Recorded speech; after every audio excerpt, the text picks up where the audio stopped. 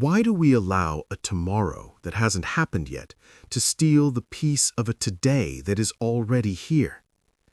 We spend our nights rehearsing tragedies that may never occur. We build prisons out of what-ifs and maybes.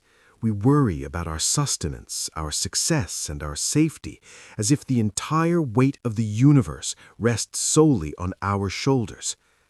But let me ask you, who looked after you when you were in the womb? Who guided your breath when you were a child? Who sustained you through the trials of last year and the year before that? The same power that moves the tides and holds the stars in place is the same power that is looking after your life. There's a profound wisdom in the unknown. We often think that not knowing is a weakness, but in reality, it is an invitation to trust. If we knew everything that was coming, we would never learn the beauty of faith. We would never understand the strength that comes from saying, "I don't know the way, but I know the one who created the way." Optimism is not a lack of problems. It is the realization that your problems are small compared to the one who can solve them.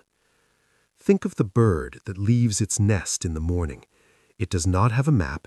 It does not have a storehouse of food. It flies out with empty wings, trusting that the provider will ensure it returns full. You are far more precious than the bird. Do you really think you have been forgotten? Sometimes what we perceive as a closed door is actually a divine protection. We grieve over what we lost, not realizing that if we had kept it, it might have broken us. When a gift is taken away, it is often to make room for a blessing that is much larger, much deeper, and much more aligned with your soul's purpose. The ink has dried and the pens have been lifted. Your story is already written by the most merciful of writers. Your job is not to control the outcome.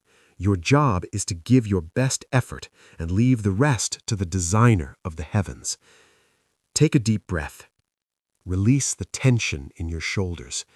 Release the fear of the what-ifs. You are being guided. You are being watched over. And you are being prepared for a future that is better than anything you could have planned for yourself. Be patient. Be hopeful. And let your heart rest in the certainty that you are never, ever alone.